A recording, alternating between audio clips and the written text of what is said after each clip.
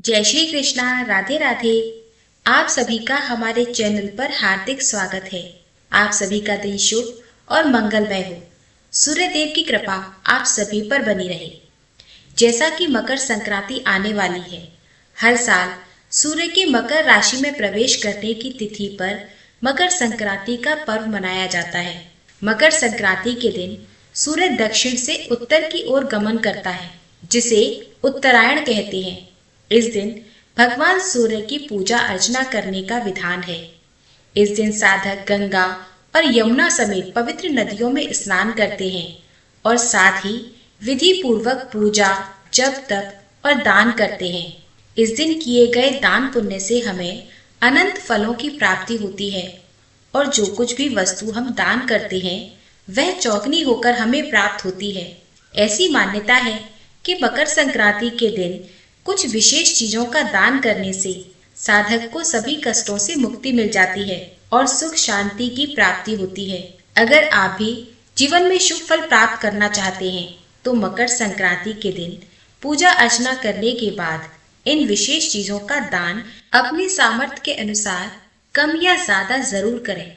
तो आइए जानते हैं कि मकर संक्रांति के दिन कौन कौन सी ऐसी 7 सबसे महत्वपूर्ण चीजों का दान करना आपके लिए शुभ रहेगा।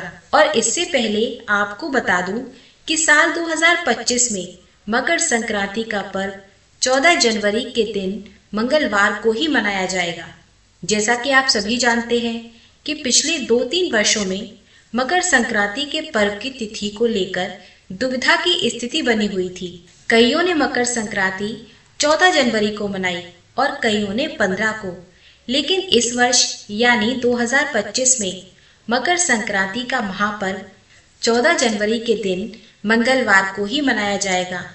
तो चलिए आपको बताते हैं कि वे 7 वस्तुएं कौन कौन सी हैं और इन वस्तुओं के महत्व के विषय में भी मैं आपको बताऊंगी।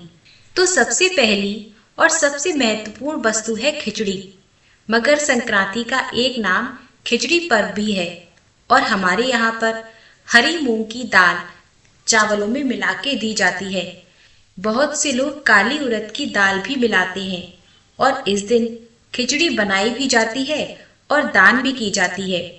खिचड़ी का दान करने से हमें अक्षय फल की प्राप्ति होती है और ध्यान रहे कि खिचड़ी आपको चावल और दाल मिलाकर ही दान करनी है।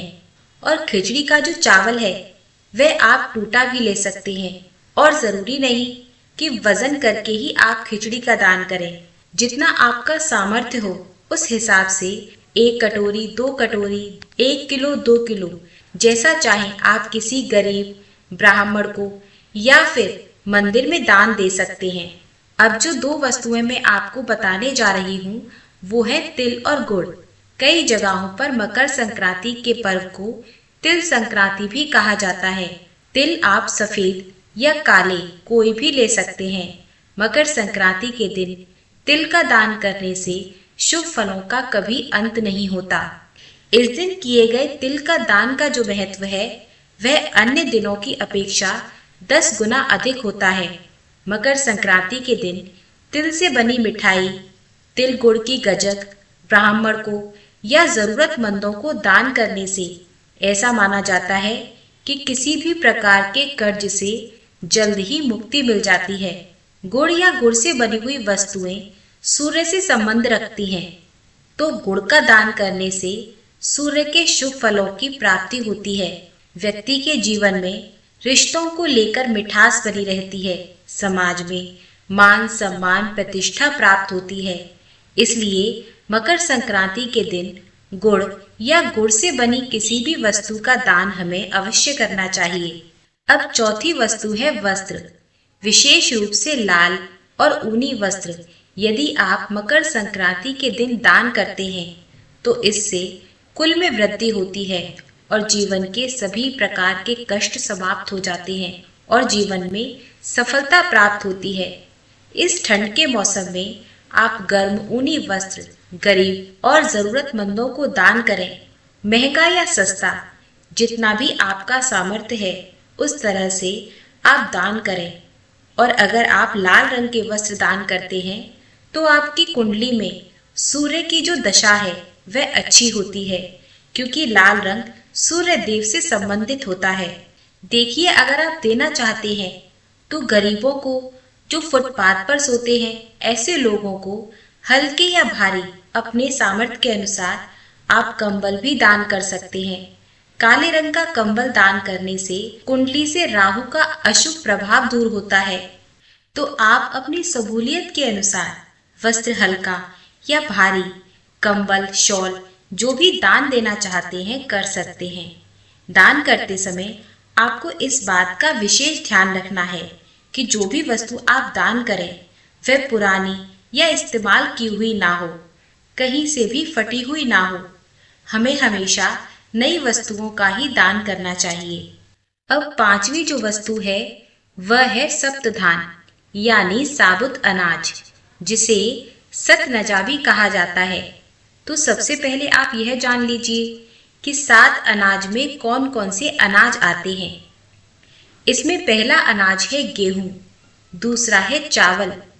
तो सप्तधान के दान में हमें बिना टूटा चावल ही दान करना है। खिचड़ी में तो आप टूटा चावल भी ले सकते हैं, लेकिन सप्तधान के अनाज में हमें बिना टूटा चावल ही दान करना चाहिए।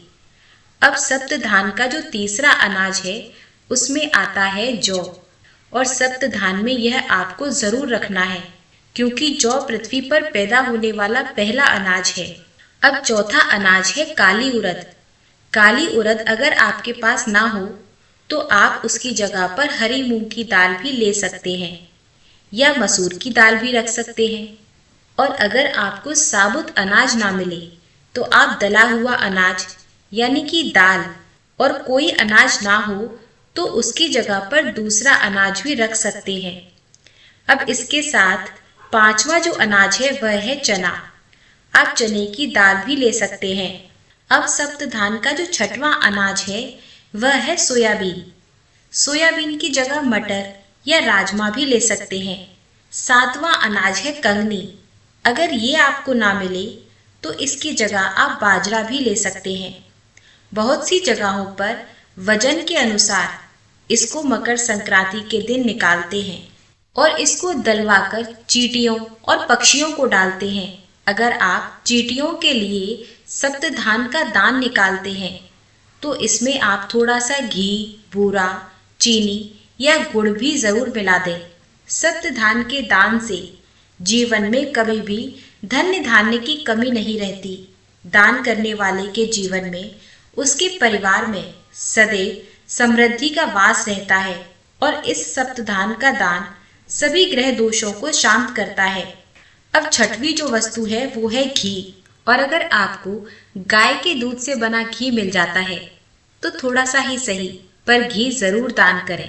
मकर संक्रांति के दिन शुद्ध घी का दान करने से व्यक्ति के जीवन में रोग नहीं रहता, किसी भी तरह का क्लेश नहीं रहता। घी का दान करने से नौकरी और व्यवसाय में उन्नति प्राप्त होती है। अब सातवीं और विशेष वस्तु है नमक। जिस तरह सुख शांति के बिना, खुशी के बिना हमारा जीवन नीरस रहता है, उसी प्रकार नमक के बिना हमारा खाना भी स्वादिष्ट नहीं लगता। इसलिए नमक का दान करना बहुत ही महत्वपूर्ण होता है। अगर आप अन्न का दान करते हैं तब साथ में ही नमक का दान जरूर करना चाहिए। और यह नमक आप किसी भी तरह का कोई भी नमक ले सकते हैं। मकर संक्रांति के दिन नमक का दान करने से कुंडली में किसी प्रकार की अज्ञात बाधा है जिसका भी समाधान नहीं मिल रहा होता, नमक का दान करने से उस अज्ञात बाधा का भी अंत हो जाता है और हमारे पितरों को तृप्ति और शांति मिलती है। नमक का दान बहुत ही उत्तम दान है।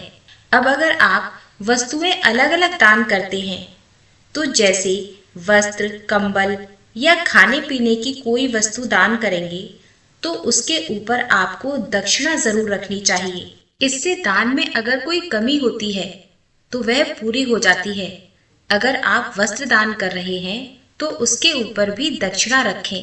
अनाज का दान कर रहे हैं तो उसके ऊपर रखें।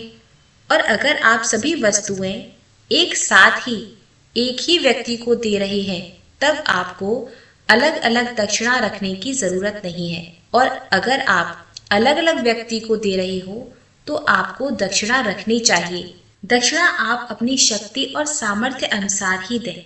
मकर संक्रांति के दिन सुबह सवेरे जल्दी उठकर स्नान करें, स्वच्छ वस्त्र पहने, उगते हुए सूर्य को तांबे के लोटे में जल भर के उसमें रोली और लाल पुष्प डालकर जल अर्पण करें और ओम सूर्य देवाय नमः का मंत्र जाप करते रहें। अपने परिवार की सुख समृद्धि के लिए सूर्य देव से प्रार्थना करें। ध्यान रहे कि सूर्य को जल अर्पण करते समय जल आपके पैरों में ना आए। इसके बाद जो भी सामग्री आपने दान करने का संकल्प लिया है, उस सामग्री को जहां भी जिसको भी आपने दान देने का सोचा है उसको देकर आना चाहिए। दान हमेशा चलकर देकर आना चाहिए और अपने दोनों हाथों में दान लेकर ससम्मान देना चाहिए। दान जो है वह हमेशा खुश होकर देना चाहिए। ये नहीं कि आपने कोई वस्तु दान कर दी और आप पीछे से पछता रहे हैं कि मैंने उसे महंगा दे दिया, इतने का देता तो ठीक रहता। ऐसा आपको बिल्कुल भी नहीं सोचना है। पहले से ही अपनी शक्ति और सामर्थ्य के अनुसार आप दान करें और दान देने के बाद आप उसे बिल्कुल पूरी तरह भूल जाएं। दान हमेशा मन की शांति, मनोकामना पूर्ति, पुण्य की प्राप्ति, ग्रह दोषों के प्रभाव से मुक्ति और भगवान का आशीर्वाद प्राप्त करने के लिए किया जाता है। दान निस्वार्थ भाव से और श्रद्धा पूर्वक करना चाहिए। तो उम्मीद करती हूँ वीडियो आप सभी के लिए हेल्पफुल रहेगी। वीडियो अगर थोड़ी भी अच्छी लगी हो तो वीडियो को लाइक करके शेयर करें और मेरे साथ जुड़े रहने के लिए मेरे चैनल को सब्सक्राइब करें।